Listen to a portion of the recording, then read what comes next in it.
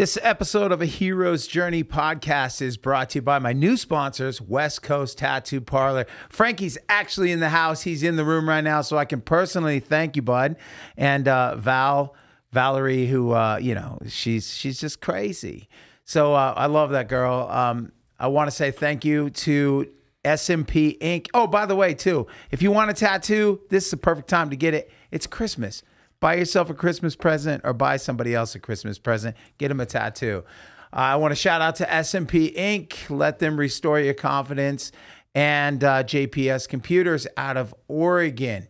My buddy, Trevor Larson. I love this guy. He has True Beauty right here in Las Vegas. And I'm just giving him some love for Christmas. I want to say thank you for everything you do here in the Las Vegas area. Go check that out. A True Beauty by Trevor. Shout out to the Rock Rage Radio listeners. As they say, we are everywhere. This show's on every Monday night at 6 o'clock Western, 9 o'clock Eastern. So if you don't catch it here, you can listen to it to the radio listeners out there. Thank you so much. I found myself, I'm an Oregon boy. I found myself in Hollywood. And this my next guest. Actually, I have a lot of people that we have some of the same friends and stories that we're going to sit and share, which is crazy. But my music career started long before, I was around all these rock stars and had no clue most of the time who they were, and we'll get into that, which is kind of funny. But I was an actor, and then I got into music, and music just kind of bled into it. But I'm going to let the man himself introduce the next guest. My next guest today, actually, Frankie and Lance can't hear what's going on, but if you fire that up, Chase. Most hottest women I'd ever seen. This rocks. We are going to have the most awesome kick-ass time. We ready to rock this house? Why is it playing so fast? Friends, our head of security right now, Mr. Big John. How about a big hoorah, Marine? Back that up. Back that up. Back that up. It was playing in double time. Special, right? Loved his blonde hair. Fired up. I saw 25 of the most hottest women I'd ever seen. This rocks. We are going to have the most awesome kick-ass time. We ready to rock this house? Let me introduce you to one of my best friends, our head of security right now, Mr. Big John. How about a big hoorah, Marine? John, this is good news, right? This is a good time. Good time. So my first impression of Big John was, wow. There we go. That's good. Big John. You thought it was Brett, didn't you? Yeah. But no, I had to have the man himself introduce you. Absolutely. It was funny because I was telling my girl that I was going to have you on the show. And she's, oh, my God, I watched that show. Yep. And what's funny is my girl's 30. So the fact that she was watching that show, I was like, where what? were her parents? That's one of those where they sneak off in the middle of the night and kind of catch up on while the parents are in bed. Big John Murray. Good times. Dude, thank you for being here. Thank you for inviting me. Frankie and Val hooked it up, and as soon as they mentioned it, I wouldn't miss this for the world. Thanks, Absolutely. dude. I appreciate it. So you guys congratulations on all your success. Thank you. It's actually it's great. I love it. Thank you. So you were hanging out at the House of Blues. They said they ran into you there. Yep. And that was what is that? It was the 40th anniversary of Eddie Trunk's broadcasting debut. So Eddie has been a very, very good friend of mine for many years. And he's helped a lot of people in the music business through self-promotion and bringing them on his radio shows and hosting events and everything. And he has made such an impact on so many people that we all joined in a celebration of his 40th anniversary. And like I was telling you earlier, the amount of talent in that room. Oh yeah, like name off some people who were there that Alice night. Cooper, Sammy Hagar, Michael Anthony, Kenny Aronoff. I finally got to see him play drums. There was people in the house from Queensryche, the original Queensryche members, Jesse James Dupree. I mean, you name it. You name the type. It wasn't just rock either. Really? There were country artists. There were actors.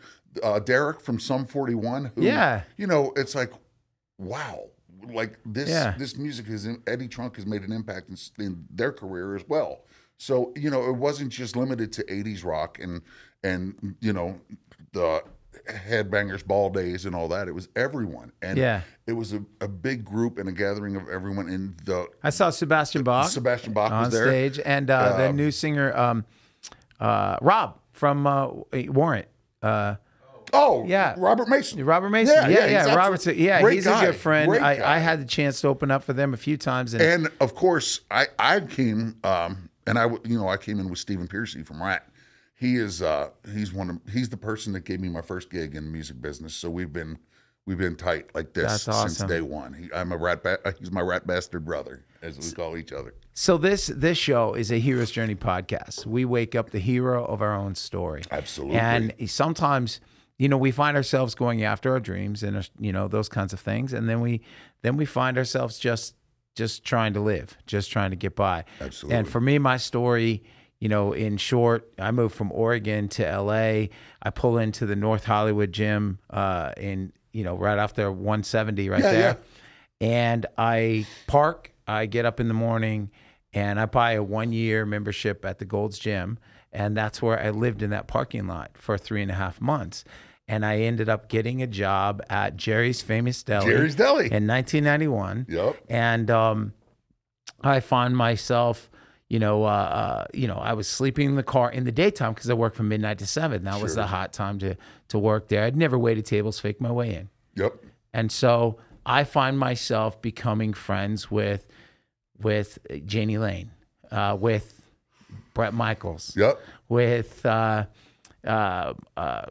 Slaughter. You know, Love Mark. These guys, Love and, Mark. and the craziest things, and I have crazy stories, but my very first 21st birthday party, my 21st birthday, Janie Lane takes me to Club Spice on a Wednesday night and takes me in the back room where the Stray Cats are opening up for Billy Idol. Yep. And he goes, "Happy birthday." And I'm like, wow, you know, and then I had my very first strip club moment. With Janie? No, it was with, this was funny, dude. I at the Oddball on Sepulveda. Mm-hmm. They take me to a strip club, and I knew these guys were a band, but I didn't know how big they were and anything. We get into the strip club, and one of the guys jumps up on the stage and starts dancing with the girl. And I thought, I've never been to a strip club, but you can't do that. We're going to get kicked out, right? You think so? And I turn to the guy next to me, and I'm like, "Hey, are you guys famous or something? Because we can't get away with this." And Brett says to Cece, "Hey, Cece, Brian wants to know if we're famous." And Cece goes, "You want to know what? Yep. If we're famous?" And I'm There's like, that voice. He goes, we're Poison." And I'm like, "Poison? Like every rose has its thorn?" Yep. You know, like, and he's like, "Yeah." And he goes, "And this song?" And that's why he was up on the Yep. stage dancing. So, and I got the chance to share that story with Brett when he was doing Rock My RV. Yeah. I went with the guys from Tap Out. Right on. You know, Scrape Right. and Those were Punk good Ass. guys. I And, met them one time. yeah. So, and I got to and sit back and just share these old stories of way back when. Absolutely. But how did you get into that world, man? You're a Marine? Yes, I'm a Marine. I was in First Gulf War in Somalia, and when I was stationed in Camp Pendleton, California. So what I would do is I would go up to Hollywood on the weekends, on my days, you know, when we would have days off, whenever that would be, and the days of Gazaris and all that. And I didn't know anyone, but I just kind of hung out and hung out in the scene. I loved it and everything. And then when I got out, I moved back to Cincinnati. And Lance, who's here in the studio, got me working at this club. It was a live music venue called Annie's. It's a historic place in Cincinnati. Okay, Cincinnati. Okay. It's almost like the Whiskey, only it's in Cincinnati. Yeah. You know, it's one of those places that everybody came to, either on the way up or the way down. You know Right. what I mean? And so I got in there and I started to befriend. First, it was the guys from Cinderella, and Jeff LeBar, God rest his soul, was one of my best friends. I loved him to death, still do. But they, these bands would keep returning to Cincinnati, and Bobby Blotzer invited me to a show in Cleveland because they were opening for Poison. Okay. In 98. I think it was 98 or 99. But my friend Tower and I went up to Cleveland. Bobby wanted to ride back to the hotel. So I said, Tower, and the reason we call him Tower, he's 7'2" and like 300 and 400 pounds. At the time. So the three of us weren't fitting in that car. It was a little teeny Trans Am. And so he gives Bobby a ride back. He says, just ride the bus back. I was like, okay, cool. This is going to be cool. So I started hanging out with the crew guys and extracurricular activities from the music business and started. And I made the worst and the best mistake of it was the blessing and a curse. It was the worst and the best day of my life because I got on the crew bus and we're driving and driving and driving. I said, guys, where is this hotel?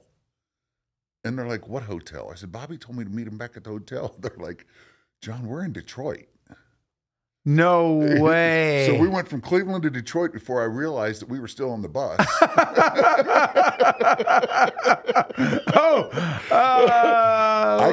I called Lance, thank God. And I said, dude, I don't know what to do. I said, what do I do? And he goes, let me give you some good advice. He goes, you be the first one off that bus and you be the last one on every day. Right. And I said, 2 weeks later, they had a show in Cincinnati, and they're like, why don't you just write it out? We know how much you want to be in the business, and let's see how you hold up. And after about 4 days, Steven and Bobby and Warren pulled me up on the bus, and it was kind of, it was one of those, they play the serious roles. And they're like, we got to let you know something. And I was like, oh, what did I do wrong? What did I do? And they were like, we want to hire you. Oh, dude. And I'm like, say no more. I called home. I'm not coming home. I'm never coming home. You know, I made it. I'm in. And they had a bunk for you on that bus. Yes. Okay. It was weird. There were 12 of us on the bus, and somebody I can't remember who it was. One of the guys, Raleigh, I think, or somebody gave up their bottom bunk, and they would sleep on the couch. I was gonna say you that or you're on the couch. Yeah, man, they slept on the couch because they knew that they could. I wasn't going to sleep on the couch. Right. You know, if I fall off or something, that was the new guys. They were just kind of.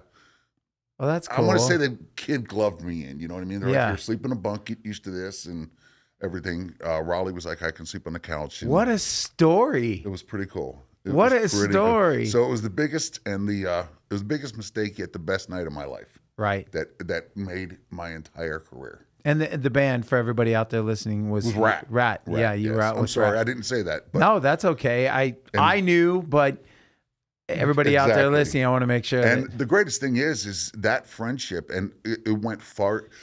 I've been very blessed with a persona, I guess, if you will, that I become more than just I always wind up with more than employee-employer relationship. Okay. I somehow we bond. I have bonded with everyone that I've worked with. It's gone beyond that typical, yes sir, no sir, and we've all become like a giant family. Brett is one of my best friends. I call him my brother. We'll get into why later. But Stephen Piercy, from day one, he has called me his rat bastard brother. Wow. Because I love these guys. There's something about being on the road that there's a bond that you create when you're out on the road together. I think you're right. It's just like you're a Marine. You have your brothers and sisters, in the Marines. But you're out there. There's a common goal. Yes.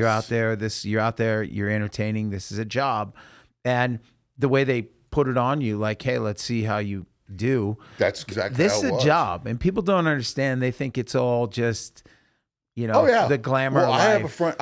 Lance and I have a mutual friend, and he was like, "Oh, I want to go on the road. I want to go on the road." And I was like, "I don't think you can handle it." Right. And he goes, "Well, give me your rundown." And I had him an opportunity to go out on a stadium tour with Poison, Motley, Def Leppard, and Joan Jett. So give me the rundown, And like if that was him. I said, "Look, here's the deal." I said, 7:30 in the morning at the latest. You have to be up. Get off the bus when they pull into the venue. Get their suitcases.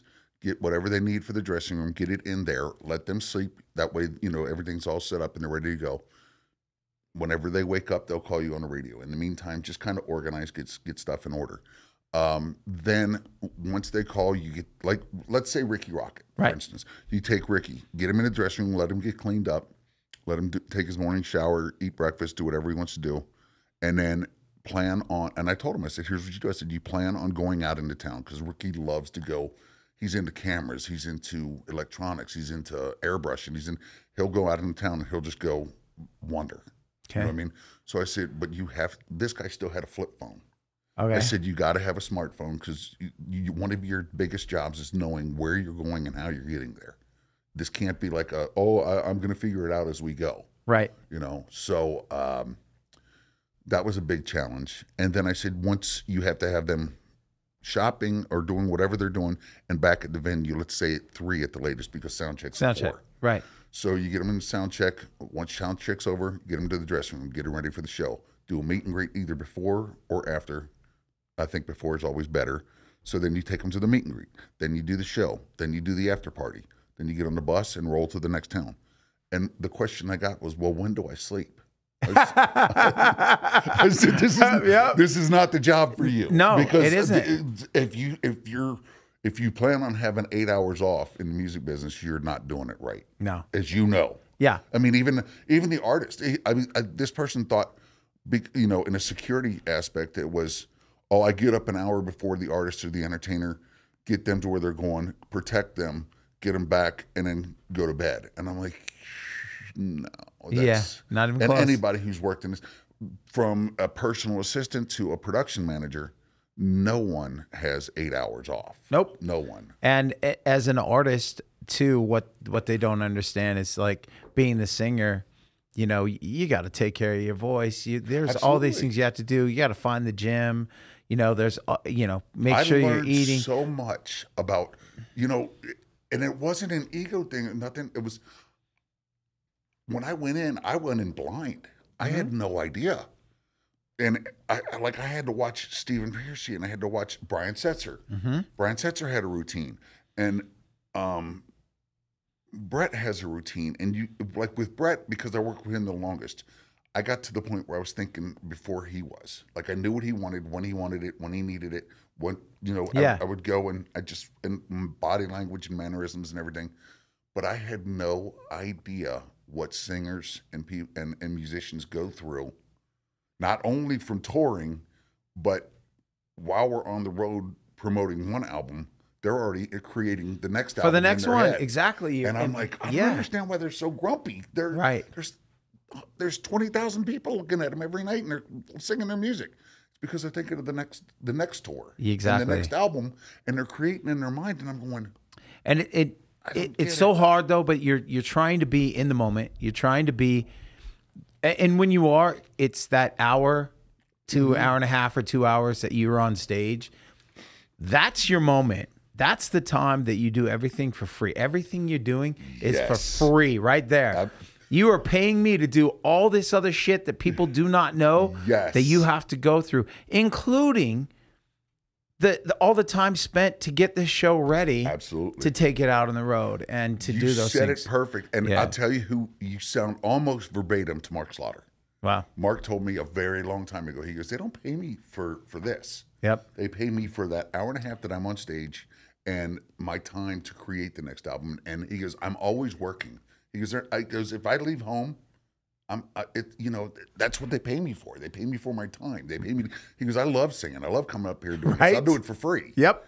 He goes, what they're paying me for is the production and everything else. Everything else, exactly. And what's funny is I just talked to Mark maybe a month ago. Yep. He was in Peoria, Illinois, and I thanked him. I got a gig out of it because somebody driving him wanted to find a way to talk to him. Yep. And said, hey, so I got this buddy, Brian from Elvis Monroe, said something, blah, blah, blah, blah. And then just kept talking till he went, wait a minute, who is that again? And he goes, I know Brian. Yes. And then they put me on the phone with him and we're talking, and all that travel, all that stuff they're doing. His best friend, Jesse, Jesse is this guy. Jesse does the voiceover stuff for like Animaniacs, whatever. I introduced those two. I was waiting tables at Jerry's, and Jesse comes up to me and goes, I want to meet Mark. Yep. He's like, Brian, got to find a way. I want to meet Mark. And I was friends with Jesse, and I went, okay, I'll find an in. And I did. And next thing you know, he's singing harmonies on the Arsenio Hall show behind the curtains. Yes. You know, but anyway, just talking to Mark like on the phone turned into I'm going out to Peoria in April. Now really? and doing a show. I'm doing, and then in July, you know, nice. just because of the conversation. You know what I'm saying? So that's smart. You know what I mean? But that's how it works. The business, the whole business. Exactly. You know, I mean? It's not, you know how everybody always says it's not what you know, it's who you know. It's not only who you know, it's how you relate to them and how you react to them. I could know anybody in this business. I mean, there's people that I introduced myself to the other night that 20 years ago didn't care who I was. Right. You know what I mean? Right. But today they look at me different because I have proven myself, if you will. Right. So if once you prove yourself, you could run into somebody that you've never met and just, hey, you worked with my buddy so-and-so. And the next thing you know, it turns into a gig. Exactly. My little sister called me up one time and said, hey, bub, is there a spot in the bus? I would love to go out with you, you know, and I just want to see what it's like. So I you know, everybody does double duty, like what you just said. Absolutely. You're security, but you're also all those other things because there are only so many bodies available on the bus. Yes. You know what I'm saying? So I said you get 2 jobs. You get to tour manage and you'll sell merch for me. Yep. So she That's how comes it's out. totally right. Yeah. So she did that with us, and the tour we went out for some shows at Daughtry. Then we went out with Three Doors Down for a little while. Then at the end of it, the crew turned to my sister and said, you should be doing this for a living. And she gets a call, and Kenny Chesney swoops her up and takes her out. And so she ends up being Kenny's right hand. I love Kenny. Yeah. I love Kenny. But you know what I'm saying? So now my little sister's in the industry. Yeah. And all from hey, bub. Hey, I want to go out Is on the there road a with spot you on the for a while. bus? Yeah, let me go out Isn't it with great? you. And Yeah. every band that you mentioned, excuse me, every band that you mentioned, I've seen and been a part of. Well, not Kenny, but Three Doors Down. We went on tour with them. I was with Saliva back in 2009. Yeah, and I'm going out with them in February. Yes. So Josie and Brad, and we were with Nickelback and Chad and everybody. You know, as everyone grows and gets established and quote unquote proves himself in this business, you can't help but take pride in knowing. And it's not, it's weird. Everybody says, "Oh, I never got this." But they're like, I hear it a lot. Oh, you're cocky because you know so and so. You know, I'm like, no. They're like, what's so and so like? I was like, what's your brother like? Exactly. It's what's Lance like? Exactly. It's Lance, Frankie, thing. Chase. Yeah, it's just a name. Right. I take as much pride in watching Nickelback go up the charts and Three Doors Down go up the charts as I do watching Lance do what he does here in Vegas and what he did in Cincinnati. You know what I mean? But there's that, like, I'm getting chills right now because you're mentioning some of these people, and I'm like, this is great. That's awesome. They're still viable. Exactly, and they are. And so last year at the Blue Ridge Rock Festival, I was out there, and I got asked to, I was backstage, and this radio station, Rock Rage Radio, who picked up my show, said, "Would you do me a favor and would you go interview Josie Scott?" I love Joe. That's my brother. Yeah, he's reuniting that day with Saliva. Yep. And I was like, okay, so I had to do a little research on, whatever, just on the I wanted to be in the moment, but I was nervous, but I didn't want to do too much and whatever. And we found ourselves in this 12-minute interview. We found ourselves crying together. We found ourselves bonding. When we got done, he considers me, and like I do him. He's like, we were meant to meet. And so we're doing a song together. We're doing a song together now. And we also are going to Alaska. I got him booked on a couple shows in Alaska. We're going to Alaska together, and we're going to Peoria. Oh, he's going to be there? We're doing Peoria together. You know what? Maybe I'll have to take a ride up there because Josie, believe it or not, Josie and I, there's another one that the bond well surpassed the employee-employer relationship. Really? Josie's father had he was in the music business as well, and he had a right-hand man and an assistant named Lucas. And this is all what I found out after the fact of working with him. While I was working with him. I didn't know him prior to the inception of saliva or the conception of saliva. But Josie always called me his Lucas, and we had this thing. He would take off on his own, and he expected me to try to find him. Not once did he get away From that movie. I Okay, Charlie Sheen. Yes, yes. I was like, I always found him, and he was like, "How do you?" I said, "Because I think like you." Wow. I think, where would he go? And so when he started to get back into singing and doing everything, he called me one night. This is, 2 years ago, whatever. Yeah. And he says, "John," he goes, "I have a problem." And I was talking to his wife, Kendra. And she goes, She goes, "How do you know?" I was just out of the blue. I texted her. I said, "Is Josie okay?" Because something didn't feel right. I watch a social post and I see little words here and there, and I'm like, something's not right. So I said, "Is Josie okay?" She goes, "How do you do this?" She goes, "How do you know that he's having a hard time?" And I was like, "I just know." Wow. So we started talking. He's like, I don't feel it. I don't feel it. I said, "Well, then step away from the microphone." Yeah. Step away. I said, "Sing about what's happening in your life. Don't sing it. Don't." It's like when you go in, I don't want to be scripted. I want them off the cuff. I said, right. Step away from the mic, think, and sing from your heart, not experience. Sing from your heart. And I'll be damned if a couple of days later he didn't call me back. He's like, "Thank you." Mm-hmm. And we were crying on the phone. That's amazing. I love that. He's like that. I had the chance to introduce him to Frankie and Val.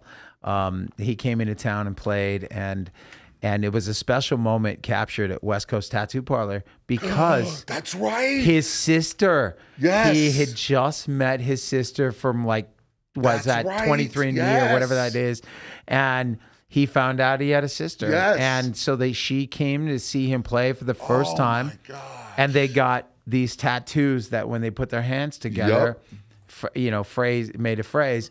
And it was Frankie and Val and Rob and Chris over at West Coast actually stepped up and said, "We want to do this." And that's brilliant. They kept the place open until 3 a.m. Yep.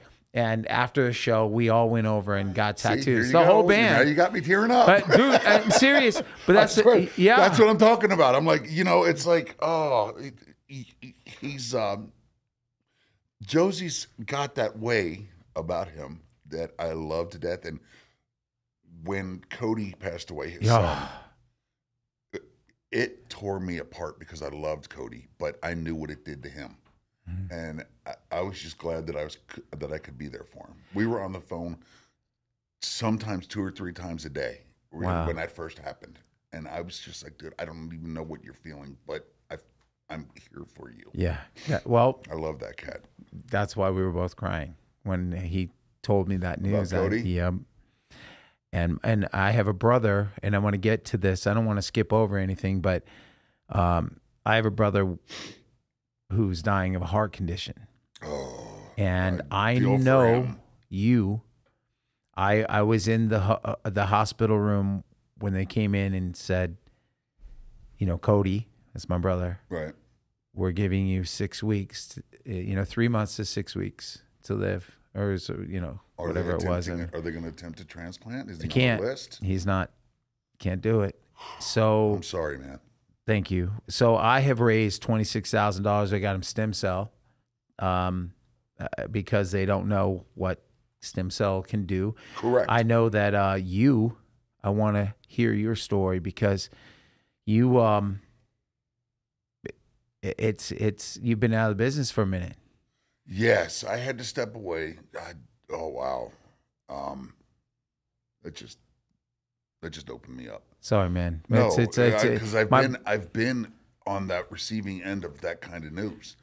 It's been 3 years though. My brother's been alive for 3 years now. Good. So, yeah. And is he functional? Can he do things? Yeah. But it takes his breath away. Absolutely. Walking 10 feet. Absolutely. And I was reading something. I know on exactly where he's at. In 2014, I lived in Hawaii, and I was snorkeling, and a tiger shark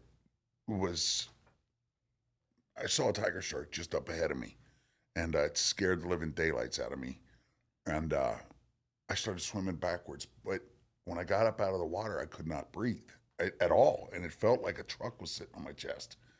And my wife at the time was saying, "You're having a panic attack," and I was like, "No, this is something different." And I passed out in the water, and Oh. somebody jumped off a cliff and took me on their surfboard and took me into the beach. That was the first time that I ever heard the word troponin. They said your troponin levels are or skyrocketing, and they said you have congestive heart failure. And I thought I was like, I'm gonna die. And they're like, no, we're gonna treat you, but eventually you're gonna need a transplant.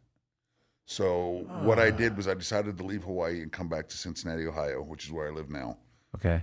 because of the VA hospital. It's in Honolulu, and I lived on the island of Lanai. So I would have to take a plane every time I wanted to go to the VA hospital, and that just wasn't working. So I came back to Cincinnati, and I call him my Earth Angel. His name's Dr. Ahmad in Cincinnati, Ohio. He everyone's talking transplant, transplant, transplant, and he goes, stop. Everyone just stop. He said, John, if I give you some advice and you do what I tell you to do, I can keep you with your original heart for probably 5 years at the most. He goes, but this is it. There's nothing else we can do. We're going to treat you and we're going to do what we can to keep you alive. But eventually this thing's going to stop. And I was like, okay. So, in a weird sort of way, you kind of try to prepare yourself to die, and you become very, not defensive, but unapproachable. Because you don't want to get close to anybody because you're afraid if you do, you're going to hurt somebody. Right. So for a couple of years, I lived with this. It was a pacemaker / defibrillator. Then they installed this, what I've become an ambassador for Abbott Medical. Was a cardiac MEMS machine, and what it does is it's a little sensor about the size of a paperclip that they insert into your heart or your arteries and your pulmonary artery. And what it does is it measures your fluid intake, it measures the water pressure and the fluid pressure on your heart, and how much is being depleted and how much you're taking in. So if I eat something with a lot of salt on it, I'll retain more water, and it'll show because of this little paper clips sensor. So I called that my blessing and my curse because I couldn't cheat. I couldn't lie anymore. No. If I went out on the weekend and I messed up and ate some stuff that I shouldn't have or drank a lot of water or fluids, I'd get a call on Monday. What are you doing? What'd you do this weekend? And I'm like, oh God. So I couldn't lie anymore. But from that, it progressed into, and it was great because using that, they could adjust my medicines remotely without having to admit me in the hospital for so long. So, but then little by little, I started to physically feel myself getting weaker and weaker and weaker. And I was in a meeting. My mom passed away in 2021. No, Sorry. I'm sorry. 21? July 8th, 2021. And, oh no, she was sick for a while. So, but I was with her when she died, and it was, the most beautiful thing that I could ever experience with my mother, because I know that she went peacefully. You know what I mean? Yeah. But I went to a meeting in regards to her will and her final decisions, and I was sitting in the meeting, and something didn't feel right at all. I went in fully aware of everything, and all of a sudden, I still don't know what happened. I was sitting there and I'm perfect for 1 minute, and all of a sudden, my fingers started shaking. Then it was like, okay, kind of like pull yourself together, get yourself together. Like it's like anxiety, and like in the blink of an eye, I just started sweating, I could like buckets. And I told the lawyer, I said, listen, we got to put this meeting on hold. And I kind of jokingly, because I was scared, said, I got to go to the hospital. I'm going to die. And he goes, don't say that. He goes, do you want us to call the ambulance? I said, no, I'm going to get in my truck. I'm fine. So I call my cardiologist while I'm on the way. And it's about a 15-minute drive, 20-minute drive. And I'm telling him, I said, something doesn't feel right. I said, this pain is different than anything I've ever felt. It feels like I swallowed bleach. And it's radiating from the inside and coming out. And what that was my organs failing, which I had never experienced. And he said, "Where are you?" I said, "I'm in my car." And he goes, "You're driving?"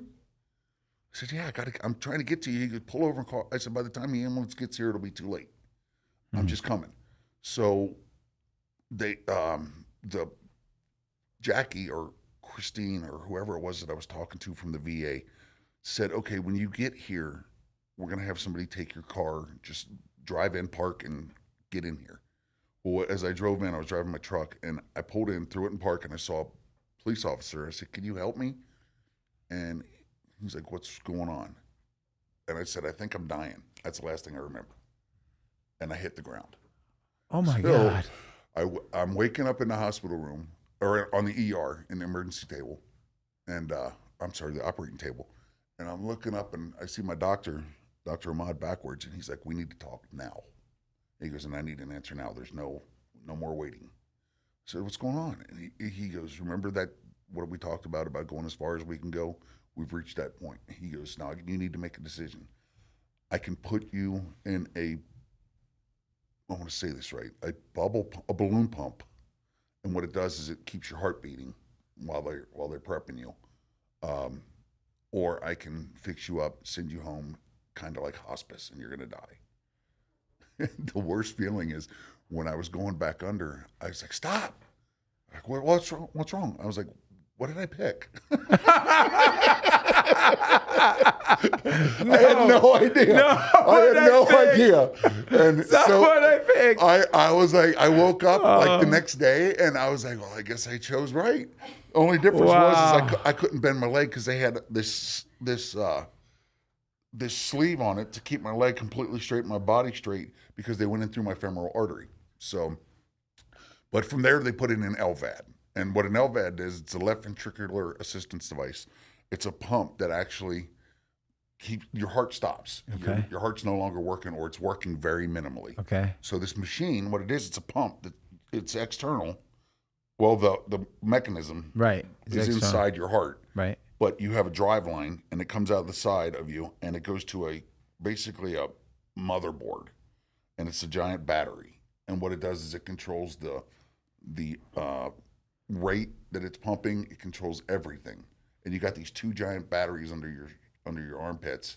So you're like the bionic man Yes. for the. Yeah. Was this for? This is what kept me alive. It's a bridge to transplant. Okay. So what they did was they put me in this thing, and if you look it up, I mean, I could look it up and show you.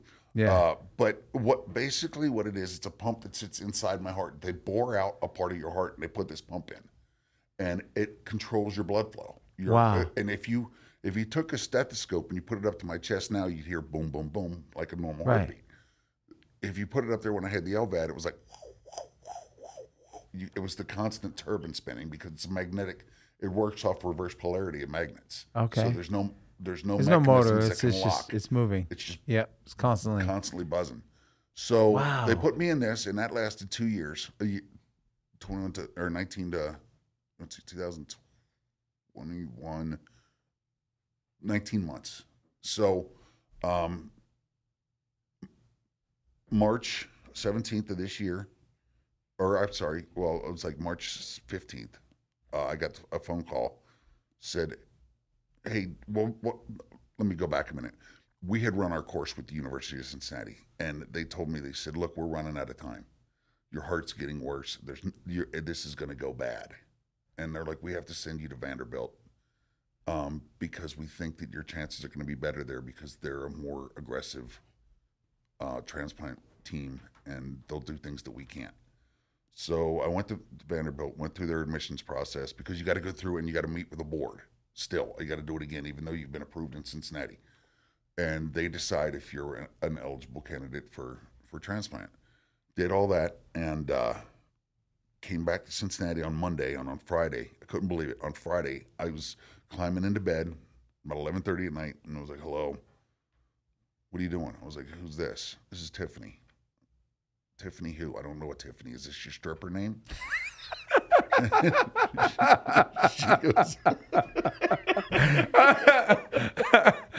she goes, "John." I just find my number. She goes, "John, it's Tiffany from Vanderbilt." And I was like, "Oh God."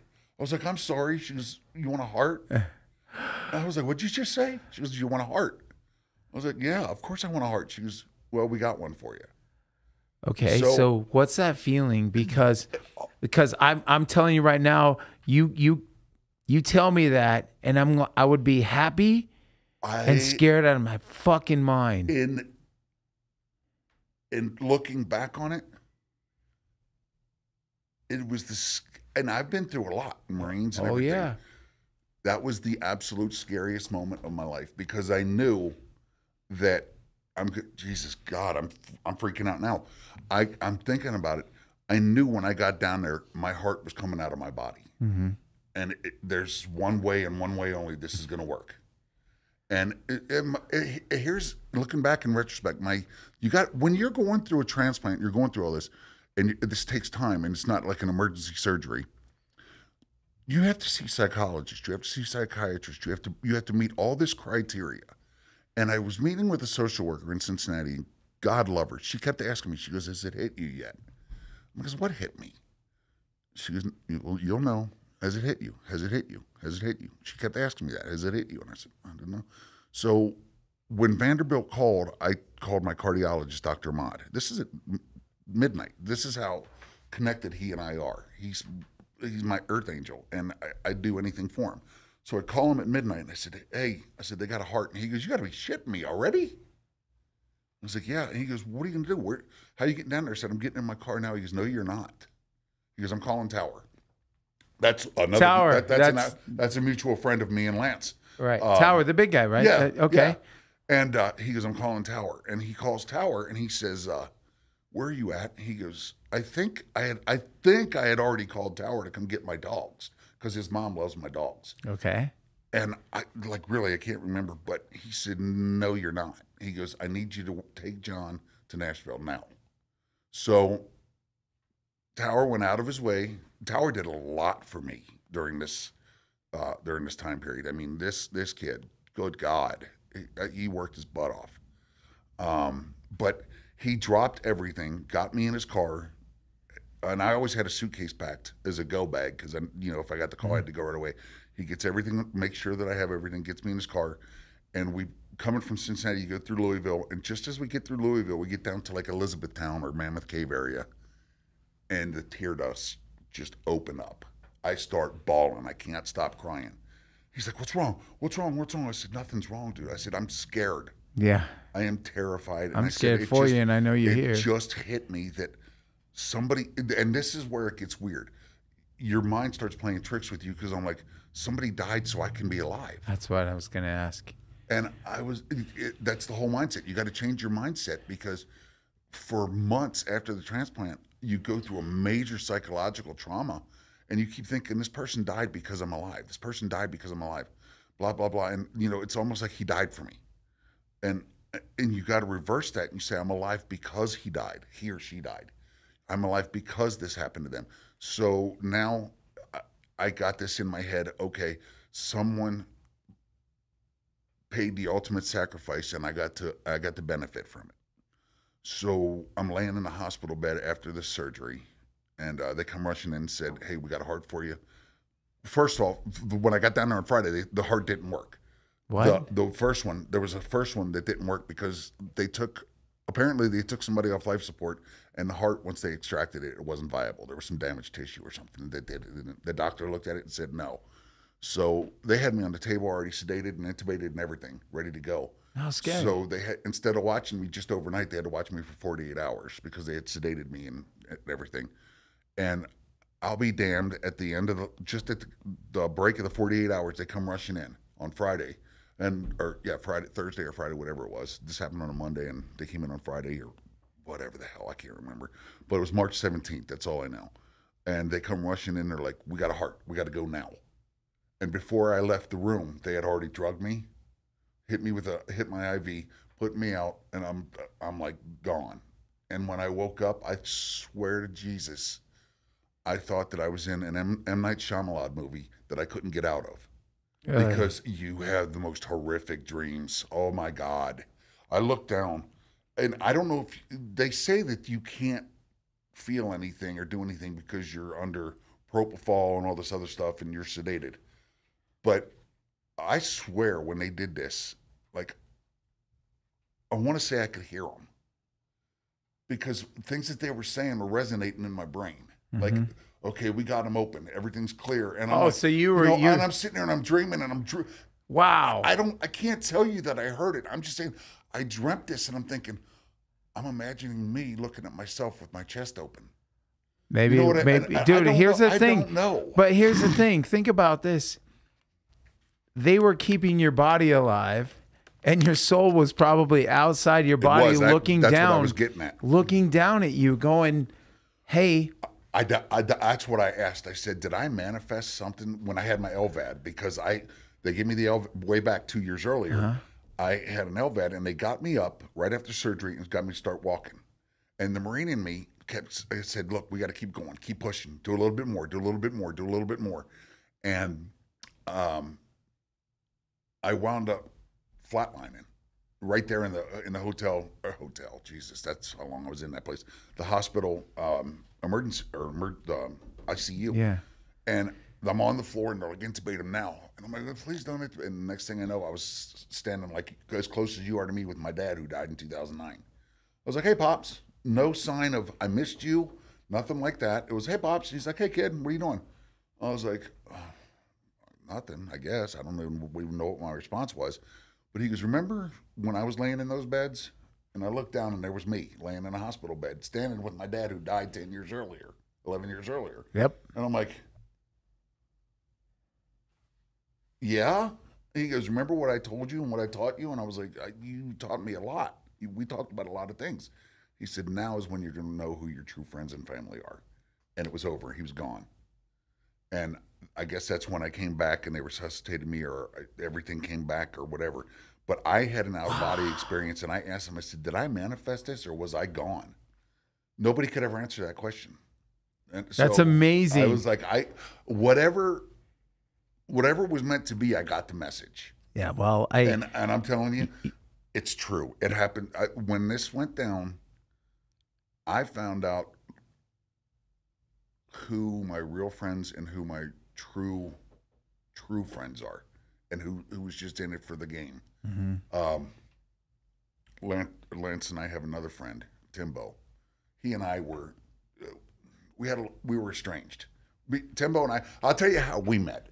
Timbo had this beautiful girlfriend. I didn't even know this guy then. It was Halloween and I'm in this club, Sycamore Gardens, and this girl walks by in like this mermaid outfit, and I was like, damn, I said, are those tits real or did they come with that outfit? And he goes, shut the fuck up. And I was like, what do you got to say about it? And he swung a beer bottle at me, and not no Matrix yet. I didn't even know what was coming. I must have been drunk enough to where I stumbled back. And this guy hit me with everything that he had. And I mean, it hurt. But somehow I was still standing. And then we wound up on the floor wrestling around, beating the hell out of each other.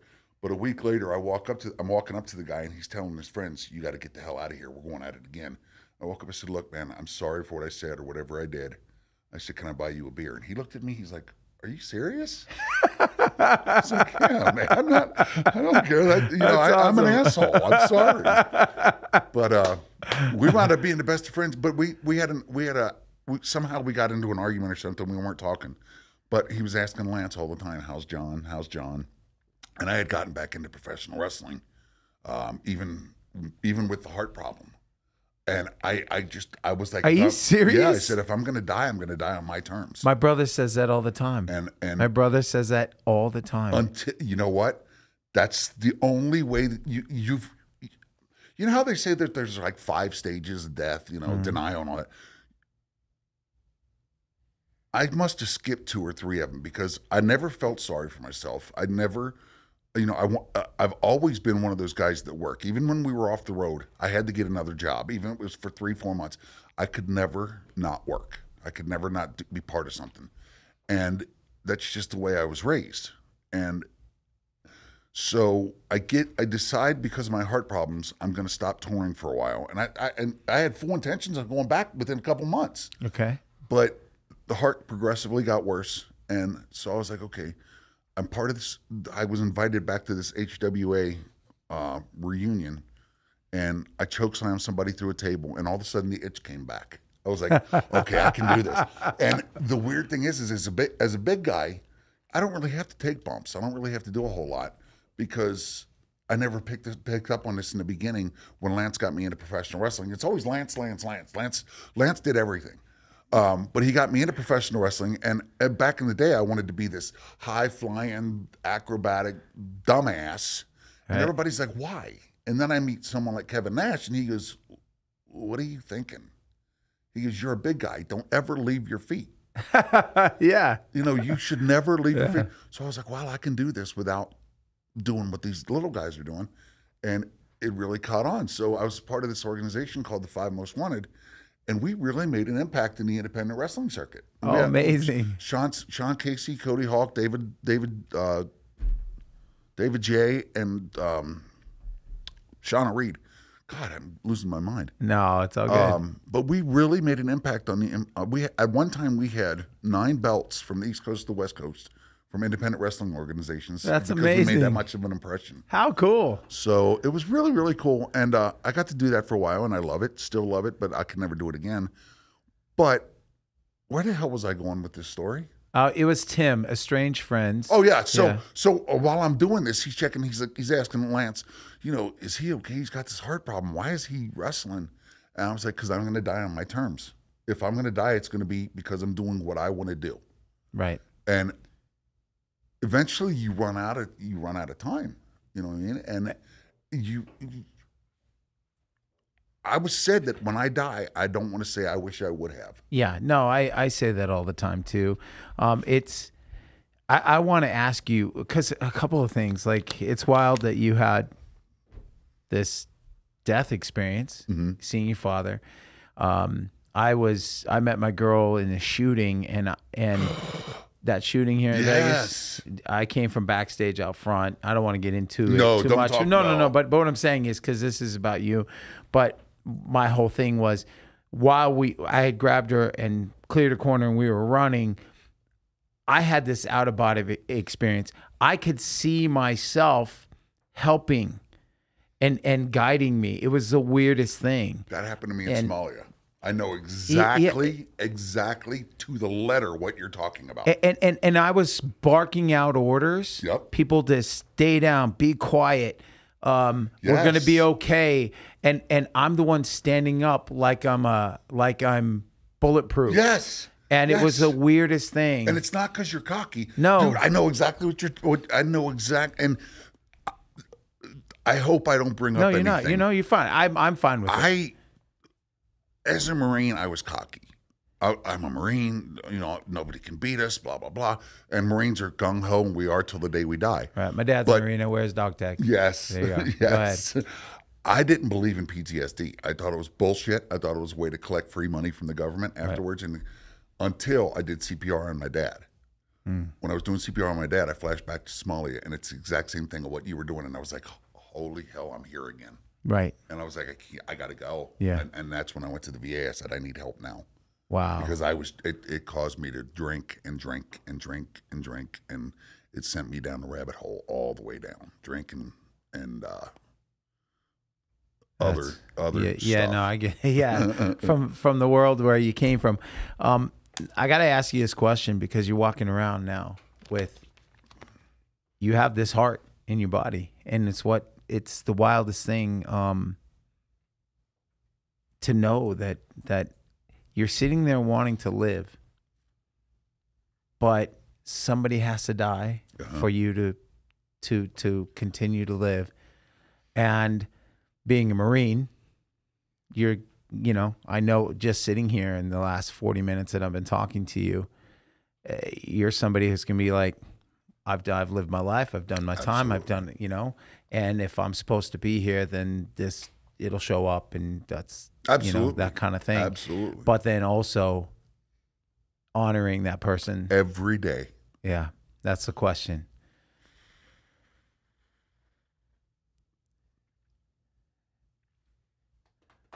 I'm sorry. I'm sorry. No, don't be sorry. Every day. Oh God. I hope that the hospital and UNOS and everybody they wait for a year before I even have the eligibility to meet the family. And I hope to God they meet me, because I call whoever my donor angel. And I was doing these journal entries on Facebook as much as I could through the recovery. And I would, every time I did it, I would thank my donor angel. Every time something good happens, thank you, God. Thank you, Mom and Dad, for guiding the surgeon's hands. Thank you, my donor angel. Every day I say that. And what I've done, and I actually got to catch up on it. What I've done is, on the 17th of every month, I sit down and I just kind of reflect on the last month, and I write a letter to the family. Because if they choose not to meet me because they're still grieving or whatever, I'm going to give these letters to the transplant coordinator in the hopes that they will read them, so they know that. Wow. So they know that it didn't go to waste. Dude. Oh. I'm sorry. No, these are good tears, because I died. I know. And I have somebody else to thank for my life. And I never, ever in my life, and Lance will tell you, anybody who knows me will tell you, prior to all of this happening, there was a time period after Rock of Love and everything that I was drinking, and I played rock star like everybody would. I don't care who they say, oh, I wouldn't do that. Yes, you would. Yes, you would. I don't care who you are. I got cocky. I was out drinking. I wanted to be the life of the party and everything else. And this transplant has completely changed me.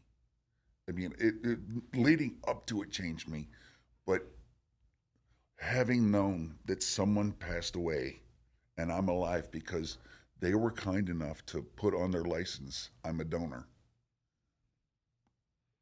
is amazing. And I'm trying to raise awareness on organ donorship, because no one thinks, and I mean this wholeheartedly, no one thinks about organ donorship until they need it. Yeah. I'm just as guilty. I never thought about it. I always put on there I'm a donor, but I never thought that it would mean anything until I needed it. Then I was like, please, God, find somebody big enough to. I'll tell you, John. Oh my God, I gotta break this. Yeah, we're good. I'll tell you a good one. When they first told me that I needed a heart transplant, I kind of looked at it like, okay, this is going to, like, okay, I thought they stockpiled hearts on the shelf. You know what I mean? I was like, well, then give me a heart. And my doctor laughed at me. He's like, well, it's not the way it works, John. I said, well, you just killed a gorilla across the street in the Cincinnati Zoo. Why don't you get its heart? Oh, I literally thought that would work. I was like, go get Harambe's heart. You shot him in the head. But no, it's very emotional. And people, and what I try to raise awareness about is the fact that it's not only getting the heart, that the physical part of it is nothing. I'd go through it again. Okay. I mean, it hurts like hell. But, a month later, you're up walking, you're doing your cardiac rehab and everything else, and, everything falls into place. The psychological and the emotional healing is the hard part. And I'm still not there. I still, every day when I wake up, it's like I still reach for my LVAD. Right. And I'm like, oh my God, my wires, where are they at? And then there's other days that I just wake up and I forget everything. I forget that I'm sick or I was sick. And the way that I look at this is not a cure. I'm not cured. I still have heart disease. This is a Band-Aid on a bullet. Eventually, right, everybody's going to go. We all go. And I've just been lucky enough to get a second chance and time added on, Right. So I got the bonus round. Wow. Well, and it's like, I appreciate you sitting down with me and sharing this with everybody. Thank you. Because this is, like, it hits home with me. With, like I said, with my brother, with us, it's just live your best life. Absolutely. And, he was given 3 months and it's been 3 years. And, but like I said, the whole getting him stem cell and all that stuff, and doing anything and everything we can, and having these great moments and creating moments. But he lives in Oregon, but my brother is, he was around me with those days of when, like before you were around, actually, before you were running in the scene, when I was living there. I don't know when you started. 99. 90. Oh yeah. See, I was living in LA in 91, and Janie Lane was playing me he's playing me Cherry Pie in his car in a demo like that he just got from the studio. Let's go to your car and play it for me. And what was crazy is I didn't listen to any of that kind of music. Right. And I was friends with all of them. And it wasn't until later on in life that I actually got into it because of Ralph from Steel Panther or Michael Starr. Yep. And he was somebody he discovered. Amazing. He discovered me. He's the one who gave me my break. Is he really? Yeah. And then I got them their producer and Jay Roston and all. So there's this tie-in, and he introduced me to all this real rock and roll that Frankie over here, like, when I had Frankie on the show. It was the same thing. It's weird. We've all walked the same streets and we didn't even know it. Exactly. And the weird thing is at the same time, because when I was in the Marines, I'd come up to Hollywood, and like I said, I was hanging out at Gazzari's and Tropicana and all this stuff. And, I'm sure the guys from Rat and Warrant, everybody were all hanging out because everybody. It was the Sunset Days. Yeah, exactly. And they all rolled in on the Harleys at Jerry's. I stood out like a sore thumb because I didn't have any hair. And you were a monster. So Mario and Tony at the Rainbow, I'd come walking in on the weekends, and as a Marine, we didn't make a whole lot of money. They're like, "Hey, Johnny, come in." And I'm like, man, you know how it was. If you didn't have money, they'd feed you at the back table in the kitchen. Oh yeah. And it was so weird. We all did the same thing, but we didn't know each other then. And life is just an amazing puzzle. But here we are sitting down, sharing stories. And, before you leave, I want to get your number because, like I said, I'm going to be out in Peoria and I'm playing with Josie. We're in Illinois. Absolutely. I'd love to see you play too. No, thanks. I'm doing an acoustic show. It's acoustic, opening up for him on this one, but it's what I do. Travis. Producer Travis is sitting back there right now. He's the third producer on this show today because they did me a favor with our little time change, whatever. But he owns this place with John Orlando. They're the guys who run this beautiful space at Sticky Paw Studios. Exactly. So, and Travis, this is Big John from. What's up, Bubba? He is the most famous security guard for rock stars, no joke, in the business. Oh yeah, you've seen some stuff. I can't wait to listen to the rest of this episode. No, I'm serious. I've seen a few things. Yeah, definitely right. he has seen some things, and there was a show called Rock of Love with Bret Michaels from Poison, the singer, and he was on that show for it ran a couple of seasons, right? 3 seasons. We did Rock of Love seasons 1 and 2, both in houses, and then we did the third one. Bret. And I like to say we, because me and Bret would talk about things. That's a whole different story. Bret's like my brother. He's like my best. I go to him for advice when I was going through my heart stuff and I had my transplant. This man literally was on the phone with my doctors or my sister or my daughter's mother every day. That's amazing. And he has his own battles too. And Ricky Rocket, the same thing, with every day. Wow. And that's when my dad came in, and he's that's where what my dad came in. Or came into play. I was like, okay, I get it. Now I'm starting to understand who my real friends are.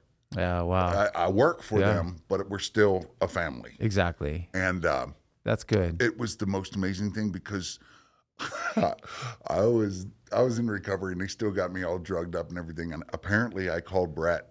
I had the nurse or one of the nurses call Bret. I was like, where are you at? Where are you at? You're supposed to be here. I said, you're out playing freaking rock star, and I'm going through the gates of hell. I sound like Sam Kinison. I'm like, what are you doing? Where are you at? Get over here. But, and then I find out later on that he has been calling, and he was calling my doctors and my surgeons every day. Wow. And so were a couple other ones, which was pretty. That's awesome. So before we bounce, because Travis just made me think, we've been talking about some pretty serious stuff and just your journey, Sure. like how you getting into being the person that you are. It was by accident, and thanks to Lance. You know what I'm saying? Who's off camera? You can't see Lance, but he's like an angel too. And Frankie, by the way, introduced me to Ricky Rocket a few months back. Oh yeah, that's my boy. Yeah, but anyway, yeah, at a Josie show, who I introduced you to Josie. So it was a fair trade. But here's the thing: you got to leave us with one crazy story that you can tell. That because there's got to be some stories that stick out. Oh my God! But that you're not throwing anybody under the bus. I don't want anybody. No. I'll throw myself under the bus. I'm an open book. This is one. Okay, how bad, no, how you bad can it you can get as bad as you want. Okay, this is one that's gone around the music business. Okay. Everybody has heard this one, and Lance has seen it firsthand. Okay, he walked into the damn room. We're leaving. We're gonna leave this show. We're gonna wrap this show up with this story. Okay. Oh God, here we go. Big John, sorry. thank you so much. I'm not body shaming anyone because I was 100% involved. We had a party with Poison. They played the Orange Bowl, and afterwards we had this big, huge party at I want to say it was one of the Hiltons or Marriott's or whatever. People everywhere, and this is one of my bad parts about drinking. I would drink, and I'm a recovering alcoholic, so it wasn't like I could drink socially.